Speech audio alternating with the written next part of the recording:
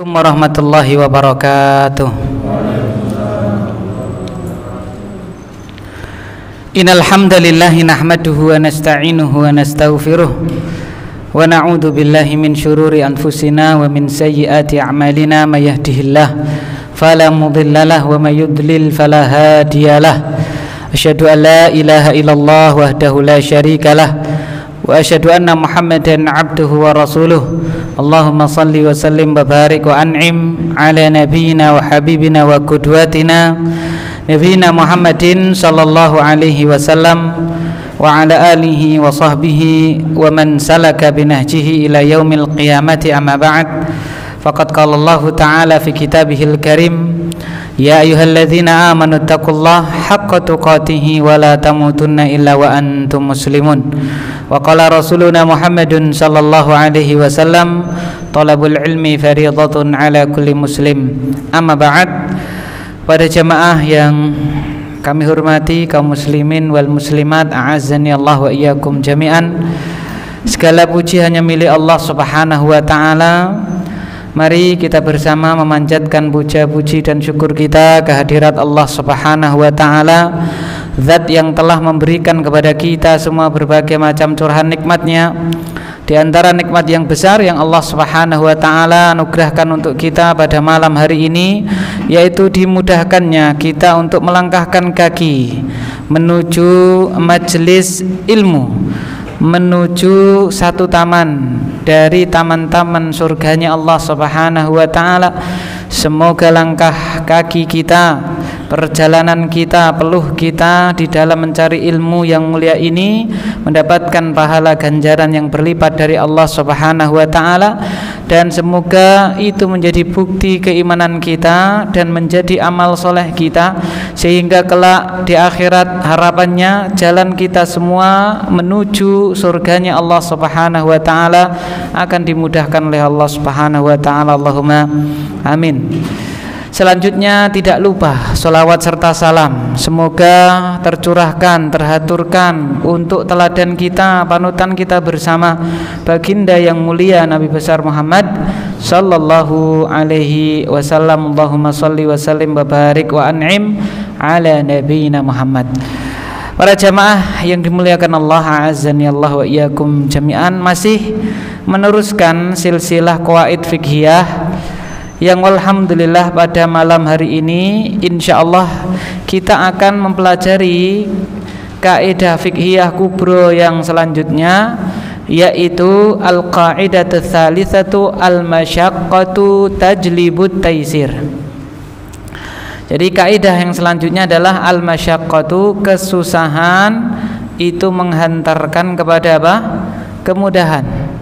Ya, kesusahan mendatangkan atau menghantarkan kepada kemudahan.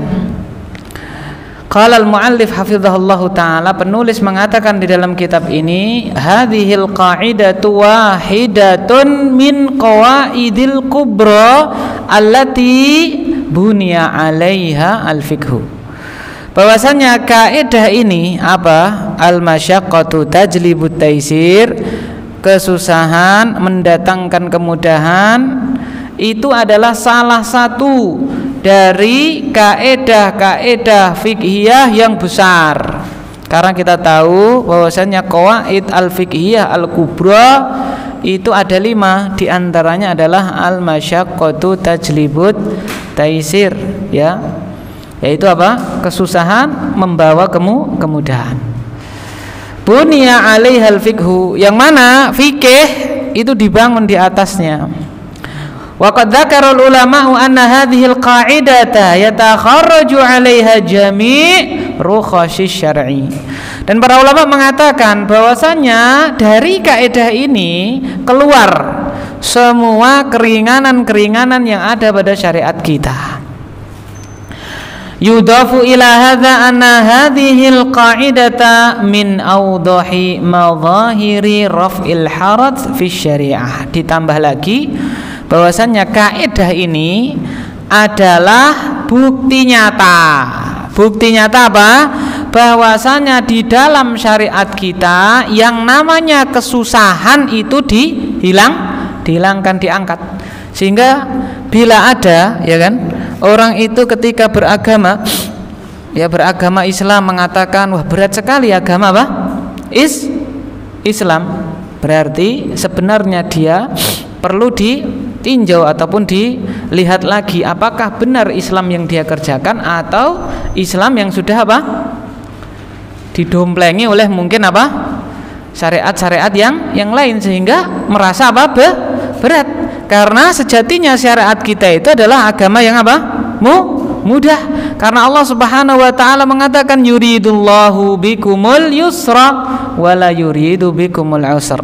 Allah menghendaki untuk kalian kemudahan dan Allah itu tidak menghendaki untuk kalian apa? Kesusahan.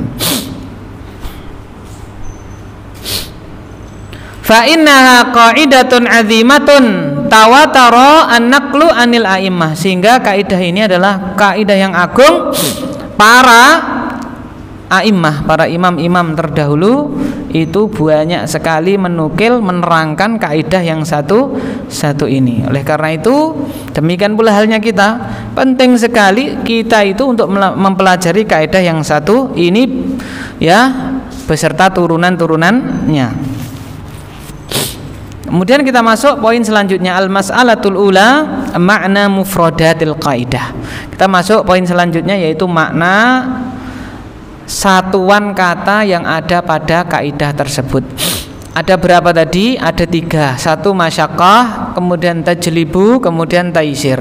Kesusahan, membawa atau menghantarkan. Yang ketiganya adalah apa? Kemudahan. Hadhil qaidatu mukawwanatun min thalathati alfaz. Kaidah ini terdiri dari 3 lafaz. Yang pertama tadi masyaqqah, kesusahan. Yang kedua mendatangkan alias menghantarkan. Kemudian apa? Kemudahan. Fa amma lafdzul masyaqqah fa hiya fil lughati al-juhdu wal ana wa syiddatu wa ta'ab. Yang namanya kesusahan dalam bahasa itu adalah payah, ya, susah, berat, capek. Itu secara bahasa makna dari masyaqqah. Secara istilah apa? Wa fi istilahi asy-syar'i yakni atau ta'ni al-wuqu' fi ta'ab wa syiddah 'indal qiyami bit takalifi syar'iyyah. Nah, ini penting digarisbawahi. Apa itu? Yaitu suatu kondisi, ya, seorang itu terjatuh kepada kesusahan, kepayahan tatkala melaksanakan kewajiban syariat, beban-beban syariat. Jadi ketika dia itu, kan tadi kan sudah kita jelaskan bahwasanya syariat kita itu syariat yang sulit apa syariat yang gampang? Yang gampang, yang mudah. Lah, karena pada asalnya itu mudah, bila mana seseorang itu berada pada kondisi melaksanakan yang mudah ini merasa apa? Berat. Nah, itu makna dari berat. Jadi berat di sini ukurannya adalah di dalam apa? Syariat, ya kan? Seperti itu. Kemudian makna tajlibu fil lughati bi makna sauqu asyai'i wal maji' bihi. Ya, secara bahasa namanya tajlibu itu yaitu mendatangkan, ya, membawa, ya, menghantarkan. Itu secara bahasa. Adapun secara istilah ya hampir sama, karena memang tajlibu itu adalah fi'il, jalaba yajlibu, dhamiriyah tajlibu. Sedangkan taisir, kemudahan itu apa? Ya, mudah itu secara bahasa diddul usr, lawan dari apa? Sulit. Lawan dari apa? Sulit. Nah, yang dimaksud di sini adalah at-tashil wa takhfif bi amalin la yujahadu an-nafs wala yuthqalu al-jismu. Yang dimaksud di sini adalah kemudahan, keringanan mengamalkan sesuatu sehingga diri atau jiwa itu tidak berat, badan itu tidak payah. Itu yang dinamakan apa? Taisir, kemudahan. Nah, maknanya bagaimana sih kaidah ini secara global? Makna secara global dari kaidah ini. Maknal qaidati ijmalan anna su'ubata wal ana'a allati yajiduha al mukallafu fi tanfidhil hukmi syar'i tasiru sababan syar'iyyan sahihan litashil wat takhfif anhu biwajhin ma. Makna kaidah adalah bahwasanya kepayahan, kesusahan yang didapati, yang ditemui seorang yang menjalankan syariat ini, di dalam dia itu mengerjakan hukum-hukum syar'i, itu menjadi sebab syar'i, sebab yang sahih, sebab yang benar untuk mendatangkan kemudahan dan keringanan. Jadi bila ada kepayahan, kesusahan, pasti di situ ada apa? Keringanan. Itu secara umum di setiap lini syariat kita. Salat juga demikian, ya. Salat tidak bisa berdiri, padahal berdiri itu termasuk apa? Rukun. Rukun itu kalau tidak dikerjakan maka ibadah tersebut tidak apa? Tidak sah. Tapi manakala dia memang tidak bisa berdiri, ya kan? Maka syariat datang membawa kemudahan, yaitu boleh dilaksanakan dengan apa? Duduk, ya kan? Nah, zakat fitrah itu hukumnya apa? Wajib. Tapi manakala dia itu termasuk golongan yang tidak mampu, maka jangankan dia berzakat, justru dia yang menerima apa? Zakat, ya kan? Seperti itu. Ma'asyiral mukminin azanillahu wa iyyakum jami'an. Puasa itu rukun Islam. Bunyal Islamu ala khamsin. Islam dibangun di atas 5 pondasi, di antaranya puasa. Akan tetapi ketika seseorang sakit, maka boleh dia itu untuk tidak apa? Berpuasa. Itu di antara maknanya secara global di semua lini. Di semua apa? Lini syariat kita. Dalilnya mana? Al-mas'alatu tsalitsah, poin yang ketiga, adillatu al-qaidah. Dalil yang menunjukkan atas kaidah ini. Sedikitnya di sini ma'asyiral mukminin azanillahu iyyakum didatangkan oleh penulis hafizahullahu taala 3 dalil. Satu dari Al-Qur'an, atau ada 4 ya. 2 dari Al-Qur'an, kemudian 2 dari apa? As-Sunnah. Dalil yang pertama adalah surat Al-Maidah ayat yang ke-6. Surat Al-Maidah ayat yang ke-6. Allah Subhanahu wa taala mengatakan di situ, "Wa in kuntum marda aw 'ala safarin aw jaa'a ahadum minkum minal ghaiti aw lamastumun nisa falam tajidu ma'an fatayammamu sa'idan thayyiban famsahu biwujuhikum wa aydikum minhu ma yuridullahu liyaj'ala 'alaikum min harajin walaki yuridu liyutahhirakum wa liyutimma ni'matahu 'alaikum la'allakum tashkurun." Allah mengatakan, wa in kuntum marda, apabila kalian itu sedang sakit, au ala safarin, atau sedang safar, bepergian, au jaa'a ahadum minkum minal ghaid, atau habis buang hajat, au lamastumun nisa, atau kalian menemui istri-istri kalian, falam tajidu ma'a, dan kalian tidak mendapati apa? Air, ya, tidak mendapati apa? Air yang digunakan untuk bersuci. Fatayammamu sa'idan thayyiba, maka bertayamumlah kalian dengan debu yang suci. Famsahu biwujuhikum, usaplah wajah kalian, wa aidikum, dan tangan kalian, minhu, dengan debu tadi. Allah tidak menghendaki untuk Allah itu menjadikan kalian itu kesusahan, akan tetapi Allah menginginkan untuk mensucikan kalian dan menyempurnakan nikmatnya untuk kalian. Semoga kalian menjadi orang-orang yang bersyukur. Wajhud dalalah minal ayah annallaha ta'ala syara'at tayammuma biturab badalan anil iktisali bil ma' fi hali adami wujudanihi awil ajaz an istimalihi. Di ayat, pada ayat di atas Allah mensyariatkan ada tayamum. Tayamum ini adalah apa? Ganti dari apa? Dari air, kan? Tayamum itu menggunakan apa? Debu. Sedangkan bersuci hukum asalnya menggunakan apa? Air. Kapan itu kok diganti dengan debu? Diganti dengan tanah.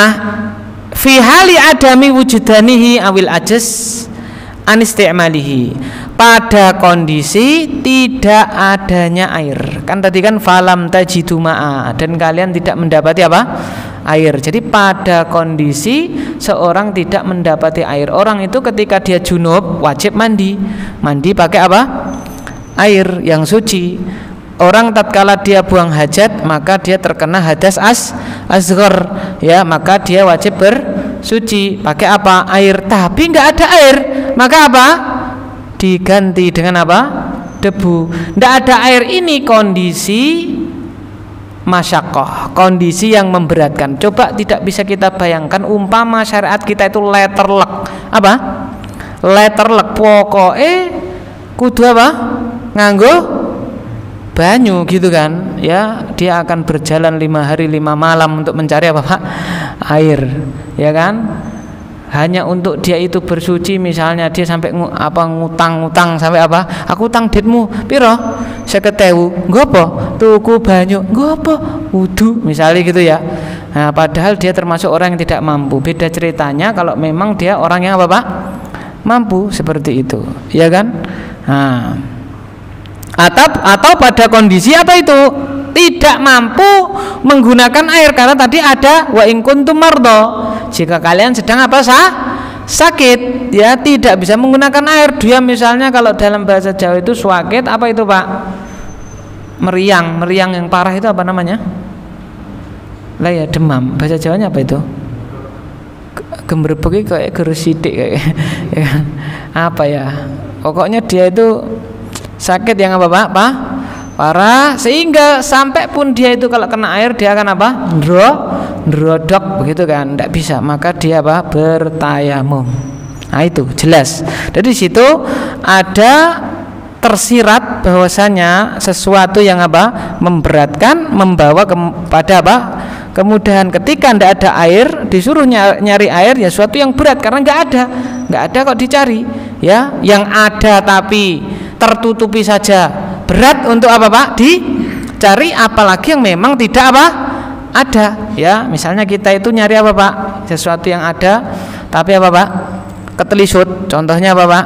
Kunci atau apa Pak? Dom atau apa? Itu ada, tapi ketika ketelisut kita nyarinya apa Pak? Susah sekali, padahal itu sakjane apa Pak? Ada, ternyata di kantongan, ya kan? Kan sering seperti itu. Apalagi ini yang tidak ada. Nah, sehingga sesuatu yang memberatkan tersebut mendatangkan apa Pak? Kemudahan. Dalil yang kedua adalah firman Allah Subhanahu wa taala di dalam surat An-Nahl ayatnya 106. Allah Subhanahu wa taala mengatakan di situ, "Man kafara billahi min ba'di imanih illa man ukriha wa qalbuhu mutmainnun bil iman walakin man syaraha bil kufri sadra fa'alaihim ghadabun minallahi wa lahum 'adzabun 'adzim." Ya, surat An-Nahl ayat 106. Allah Subhanahu wa taala mengatakan, "Man kafara billah", barang siapa yang kufur, siapa yang kafir kepada Allah min ba'di imani, setelah keimanan dia, illa man ukriha, kecuali orang yang dipaksa, wa qalbuhu mutmainnun bil iman, dan hatinya itu tentram dengan keimanan, hatinya tidak bergoyah. Walakin man syaraha bil kufri sadra, akan tetapi yang akan disiksa oleh Allah itu adalah orang yang dadanya itu adalah apa? Lapang dengan kekufuran tersebut, ridho dengan kekufuran tersebut. Fa'alaihim ghadabun minallah, maka orang-orang yang seperti itu mendapatkan murka dari Allah. Walahum adzabun azim, dan dia akan mendapatkan azab yang sangat-sangat besar.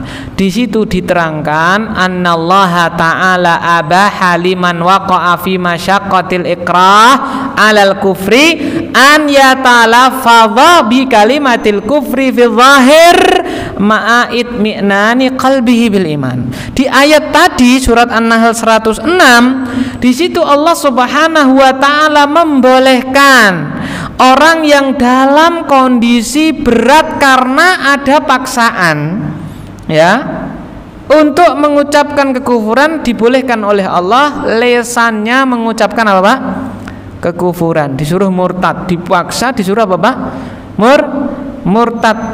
Ya, ketika ada paksaan maka dibolehkan oleh Allah lesannya untuk melafadzkan kekufuran tersebut dengan syarat hatinya masih apa Pak? Masih beriman. Nah, paksaan itu adalah suatu kondisi yang apa Pak? Berat. Kenapa? Karena sebenarnya kita apa? Tidak mau kan gitu ya. Tapi dipaksa. Kalau kamu tidak murtad dari agamamu, kamu tidak kufur, maka kamu saya bunuh kan gitu. Nah, sesuatu yang memberatkan tersebut membawa kepada apa Pak? Kemudahan sehingga dibolehkan dohirnya itu mengucapkan kekufuran tetapi hatinya tidak. Ini jadi sekali lagi al-masyaqqatu tajlibut taisir, kondisi yang memberatkan itu membawa menghantarkan kepada kemudahan, ya kan, seperti itu. An Ibni Abbasin radhiyallahu taala anhuma. Sekarang dalil yang dari sunnah. Tidak bisa kita bayangkan tadi ya, misalnya orang dipaksa untuk kekufuran, dia bersikukuh tidak mau mengatakan kekufuran padahal dipaksa. Kalau tidak mau dia akan dibunuh, padahal di rumah dia ada tanggungan apa Pak? Keluarga, anak istri dan seterusnya. Ya, seperti itu. Sehingga dalam Islam dibolehkan. Kapan itu? Kondisi yang memberatkan, yaitu ketika dipaksa. Dari Abdullah bin Abbas radhiyallahu taala anhuma, anna Rasulullah sallallahu alaihi wasallam qala, innallaha tajawaza li an ummati al-khata'a wa nisyana wa mastukrihu alaihi. Dari Ibn Abbas radhiyallahu taala anhuma bahwasanya Rasulullah sallallahu alaihi wasallam beliau bersabda, sesungguhnya Allah memaafkan dari umatku karena diriku al-khata'a tidak sengaja, wa nisyana karena lupa, wa mastukrihu alaihi yaitu karena dipaksa. Jadi maksiat dosa yang muncul akibat satu tidak sengaja, dua karena lupa, yang ketiga karena dipaksa, itu dimaafkan oleh Allah Subhanahu wa taala. Ya, di dalam hadis tersebut annal mu'akhadzata bima yahsulu al-khata' au nisyanan au ikrahan yatarattabu alaihi luhuq al-masyaqqati bil mukallaf. Di situ diterangkan bahwasanya apabila seseorang itu mendapatkan siksaan, mendapatkan apa Pak? Hukuman siksaan karena khata', dia tidak sengaja, atau karena lupa, atau karena dipaksa, maka ini adalah sesuatu yang sangat memberatkan apa Pak? Kita. Ya. Ada orang gampang apa Pak? Ada orang gampang apa? Gampang lupa. Ya kan, orang satu dengan yang lain kan beda-beda. Ada orang yang kuat ingatannya, ada orang yang apa Pak? Gampang lupa. Ya kan? Poso, ya kan? Siang dia sedang puasa, ya lupa dia apa Pak? Makan, atau dia apa Pak? Minum. Oh, posomu batal, sesuk mbaleni poso, kowe duwe utang poso, padahal dia mokahnya itu karena apa Pak? Lupa. Ya, pas nyaur, sesuk pas nyaur bulan Syawal, pas nyaur dia apa Pak? Lupa lagi, makan lagi, ya kan ya? Ya, ora kanggo meneh nyaure kan gitu. Terus, ya kan, orang kan beda-beda satu dengan yang lainnya. Sehingga bila itu, ya kan, tidak ada yang namanya taisir, kemudahan, maka sungguh-sungguh berat syariat kita. Padahal Allah berfirman, la yukallifullahu nafsan illa wus'aha. Allah itu tidak membebani kita semuanya kecuali dengan apa yang kita mampu. Ya, la yukallifullahu nafsan illa wus'aha. Allah tidak membebani jiwa kecuali ya dengan apa yang dia mampu. Demikian pula apabila ma'asyiral mu'minin azani Allah wa iyyakum jami'an, orang itu karena tidak sengaja, keceplosan dan seterusnya mengucapkan kalimat-kalimat kufur, lalu itu dianggap sebagai dosa. Betapa beratnya apa? Syariat Islam. Dalil yang lainnya yang menunjukkan itu adalah ada orang itu yang di dalam hadis diterangkan, ada orang yang sudah kita ketahui bersama, orang kehilangan apa Pak? Untanya. Padahal di unta itu ada apa Pak? Semua bekal yang dia punya. Lalu dia cari ke sana ke sini, tidak ketemu, tidak kunjung dia dapati, sehingga dia kalau bahasa kita pasrah, ya bernaung di bawah pohon. Menunggu apa ibaratnya? Menunggu apa Pak? mati, barang seperti itu. Ya kan, dia lalu keturun itu ketiduran. Ketika bangun, untanya Bapak sudah di depan dia beserta bekal semuanya. Saking gembiranya dia keliru, dia tidak sengaja mengucapkan Allahumma anta abdi wa ana rabbuk. Ya Allah, engkau itu hambaku dan aku Tuhanmu min syiddatil farah. Karena sangat-sangat apa Pak? Gembira. Kalau itu sebuah apa Pak? Dihitung sebuah dosa, padahal muncul dari ketidaksengajaan, langsung dia masuk mana Pak? Neraka kan gitu kan? Tapi nyatanya kan tidak, dimaafkan oleh Allah Subhanahu wa taala. Itu ya. Jadi hadis itu menunjukkan bahwasanya bila ya siksaan itu muncul karena apa Pak?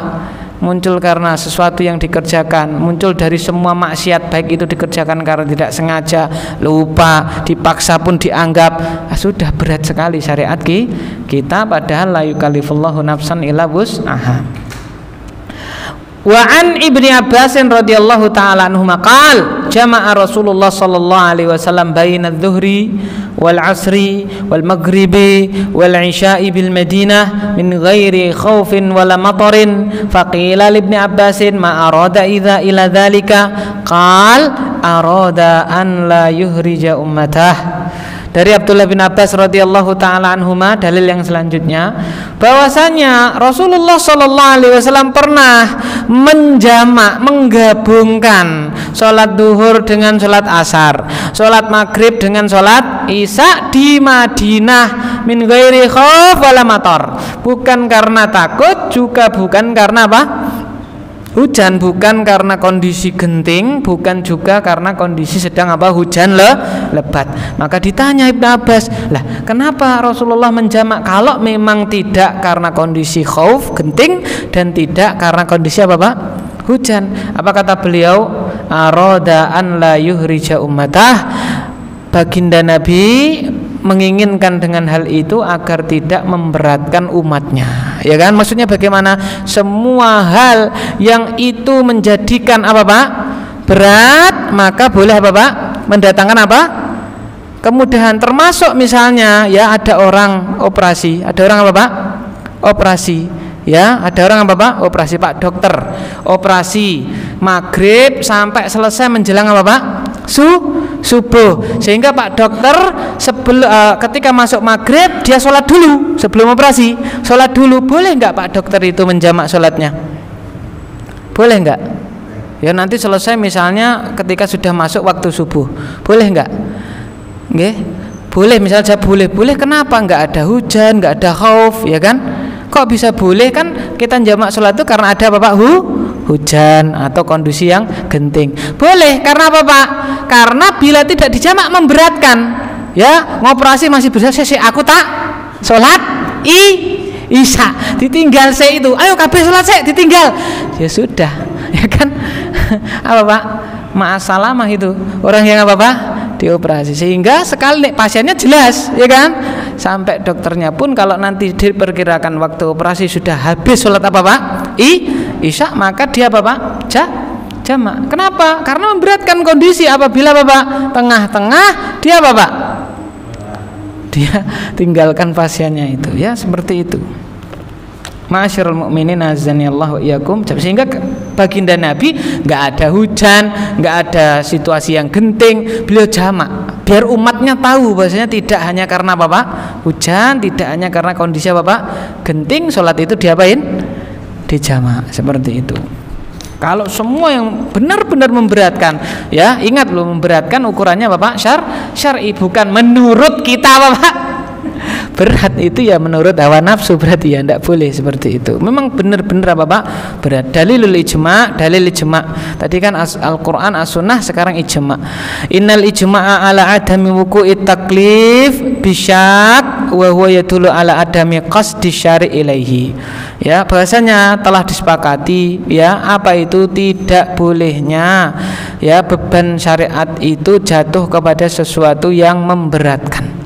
Maka ini menunjukkan bahwasannya syariat tidak menghendaki sesuatu yang memberatkan umat, sehingga apapun yang memberatkan umat pasti akan mendatangkan apa Pak? Kemudahan. Nah, seperti itu. Jadi jelas kaidah ini merupakan kaidah yang sabit, kaidah yang ada di dalam syariat kita. Sekarang kita masuk al-mas'alatur rabi'ah, poin yang keempat. Aqsamut taisir fi syariah. Macam-macam kemudahan di dalam apa? Syariat, ya. Ya, tidak boleh kita karang sendiri kemudahannya itu ya kan ya. Tapi ada jenis-jenisnya, macam-macam apa Pak? Kemudahan di dalam syariat. At-taisiru fi syariati tanqasimu ila qismaini. Kemudahan di dalam syariat kita terbagi menjadi dua. Al-qismul awwalu at-taisiru wat takhfiful asli. Jenis yang pertama adalah kemudahan keringanan asli. Ya, maksudnya asli itu bagaimana toh? Secara hukum asal semua syariat kita ini adalah apa Pak? Mudah. Wal murad bihi anna syar'a qad jaa'a bi ahkamin ru'ya fiha at-taisir wa takhfif. Maknanya adalah bahwasanya syariat kita ini datang membawa hukum-hukum yang mana di dalam hukum-hukum tersebut diperhatikan, ya kan, harus ada yang namanya taisir, kemudahan dan keringanan mundu syariat, sejak dia apa Pak? Disyariatkan. Sehingga tadi balik lagi ke yang pertama, tidak ada di dalam syariat kita itu hal yang apa Pak? Memberatkan, ya. Kalau yang berat itu adalah apa? Orangnya, ya. Coba kita bayangkan, ma'asyiral mukminin azanillahu wa iyyakum jami'an. Misalnya sholat 5 waktu itu berat apa tidak Pak? Sebenarnya berat apa tidak Pak? Sangat-sangat ringan. Umpama satu sholat itu selesai 10 menit, selesai berapa Pak? 10 menit. Paling banter ya 15 menit sama zikirnya misalnya ya. 15 menit kali 5 itu berapa? Berapa Pak? Berapa? 75 ya. Berarti 1 jam lebih 15 menit ya.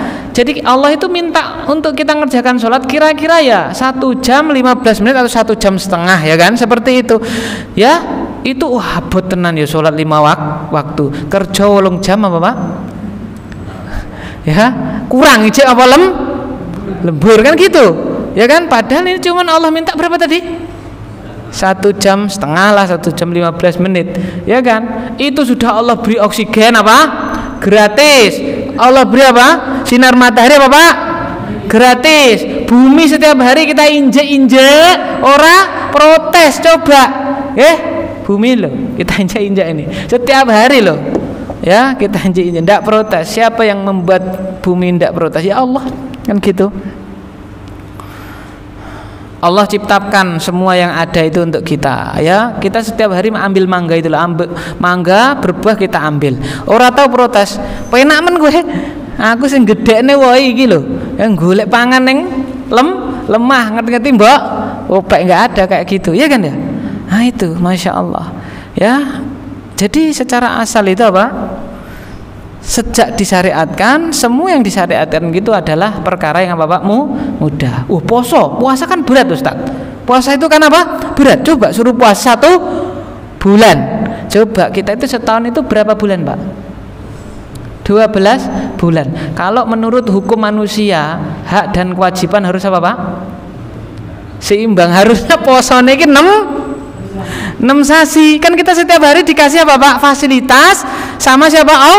Allah. Kalau seimbang hak dan kewajiban, kudune harusnya puasanya berapa? 6 bulan. Jangan pilih puasa 6 bulan, puasa 1 bulan. Semuanya 1 bulan. Kan gitu kan? Nah, itu sebenarnya sejak disyariatkan itu apa Pak? Ringan. Zakat Ustaz. Zakat kan berat. Zakat dodol ya barang dagangan, kulak-kulakan dizakati 2,5%. Pajak pertambahan nilai berapa persen Pak? Ya kan ya berapa? 10 atau berapa itu kan ya? Kita cuma 2,5%. Jadi lebih ringan daripada yang lainnya. Itu kalau kita mau apa Pak? Mencerna. Jadi kemudahan yang pertama adalah apa? Taisir wa takhfif al-asli. Jadi secara asal apapun yang Allah syariatkan untuk kita, untuk umat ini pasti isinya apa Pak? kemudahan. Oleh karena itu ma'asyiral mukminin azani Allah wa min suwari hadzal qismi ma yati, di antara gambaran bahwasanya secara asal syariat kita itu mudah, ringan. Yang pertama, suhulatus syariah al-islamiyah binisbati lisyara'i sabiqah. Yang pertama adalah mudahnya syariat Islam dibandingkan dengan syariat apa Pak? Yang telah lalu. Contoh sholat. Umatnya Nabi Musa alaihissalam satu hari satu malam sholat berapa kali Pak? 50 kali waktu sholat. Kita 5 ya, pilih 50 atau pilih 5 kali sholat Pak? Kalau 5 kali sholat 50 kali itu ya kira-kira kalau satu hari 24 jam kali 2 itu masih 48. Jadi kalau setengah jam sekali sholat itu baru 48. Coba itu berarti mungkin ya 25 menit atau berapa ya kan sholat, nggak tahu kita kan, nggak diceritakan. Cuman satu hari itu berapa? 50 kali sholat. Kita berapa Pak satu hari? 5. Berarti ringan mana? Sangat-sangat ringan syariat apa? Islam. Kalau suruh milih, jenengan pilih satu hari 50 kali sholat, 50 kali waktu sholat yang wajib itu Pak, atau 5 kali? Nek kalau milih dit 5 kali 50.000 ya kan? Gitu ya kan, berarti ringan apa susah syariat kita itu sebenarnya? Sangat apa Pak? Ringan. Dan 5 kali itu pahalanya sama seperti apa Pak? 50 ketika zamannya Nabi Musa alaihissalam. Yang kedua, mura'atu ibahati ma yahtaju ilaihin nas minal muamalat minal asl kasalami wal ijarah. Yaitu syariat kita memperhatikan dibolehkannya hal-hal yang dibutuhkan manusia di dalam muamalah. Contohnya apa Pak? Jual beli salam boleh, ya kan? Kemudian sewa menyewa juga Bapak Bu boleh dalam syariat kita. Itu menunjukkan kemudahan. Jual beli salam itu uangnya sudah ada, barangnya Bapak belum ada. Seandainya ora iso jenenge ngedol tinuku kuwi ditenek barangnya ya enek. Betapa sulitnya kita Bapak mencari apa? Maisha perdagangan, kan seperti itu. Jual beli apa? Ijarah, sewa menyewa juga sama, ya kan? Seandainya ndak bisa, ya harusnya itu kalau apa namanya ingin rumah harus dibeli. Ndak boleh dia Bapak digunakan hanya beberapa waktu dengan menyewa. Seandainya itu ndak boleh, sangat memberatkan Bapak kita, sehingga dibolehkan yang namanya Bapak sewa menyewa, kan seperti itu. Itu menunjukkan syariat kita secara asal itu adalah mudah. Yang lainnya apa itu? Taisir ala annas, at-taisiru ala nasi bi'tibari annal asla fil asya, annal asla fil asya'i al-ibahah, yaitu dimudahkannya manusia bahwasannya hukum asal segala sesuatu itu adalah boleh. Hukum asal segala sesuatu itu apa? Boleh, kecuali ada dalil yang melarangnya dalam masalah duniawiyah. Jadi dalam masalah keduniaan itu hukum asalnya Bapak boleh selama tidak ada dalil yang apa Pak melarang. Seandainya dibalik, hukum asalnya adalah Bapak tidak boleh kecuali ada dalil yang membolehkan. Betapa berat kita Bapak hidup di mana Pak? Di dunia arep ngopo-ngopo apa Pak? Ora oleh dolan ini hukum asalnya ora oleh, kan gitu kan? Kecuali ada dalil. Oh, ada dalil yang bolehkan, baru dia Bapak dolan. Ya, apalagi arisan. Wah, arisan nih renek anune dalile berarti ora oleh. Apa-apa ora oleh. Mancing juga Bapak ora oleh. Pit-pitan juga Bapak ora oleh, kan gitu. Jadi semuanya nanti ndak boleh, maka memberatkan, sehingga kaidahnya Bapak yang berat membawa kemudahan, sehingga hukum asal segala sesuatu itu adalah Bapak boleh selama tidak ada Bapak dalil yang melarang, kan seperti itu. Itu di dalam muamalah dunia, nah seperti itu. Tapi kalau agama dibalik, agama hukum asal ibadah itu apa Pak? Haram, kecuali apa Pak?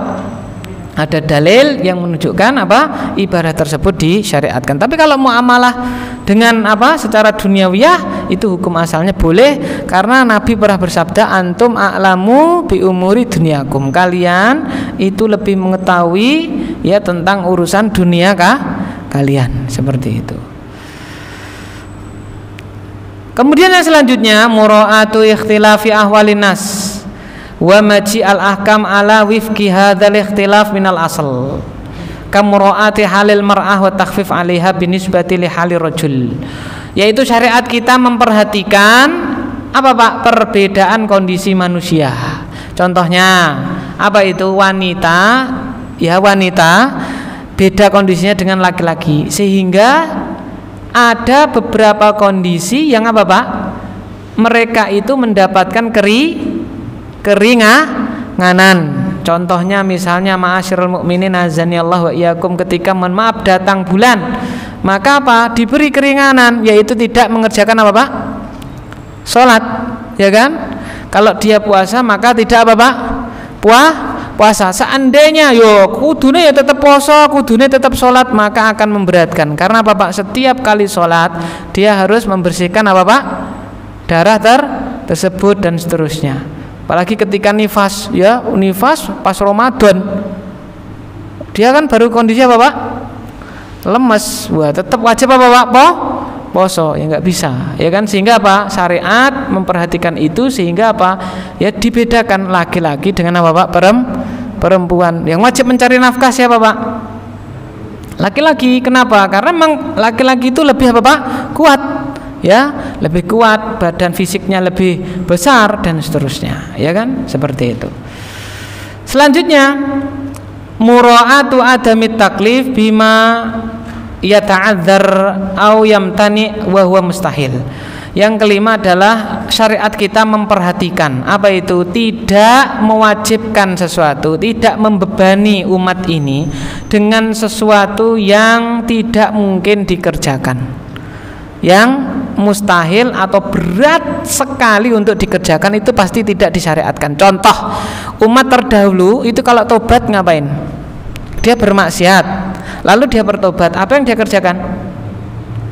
Dia harus apa Pak? Bunuh diri. Dia harus apa Pak? Bunuh diri sebagai wujud apa Pak? Bukti dia itu apa? Bertobat. Tetapi umat kita kan tidak. Cukup dia apa Pak? Mengaku bersalah kepada siapa? Allah, tobat sudah menjadikan Allah mengampuni apa?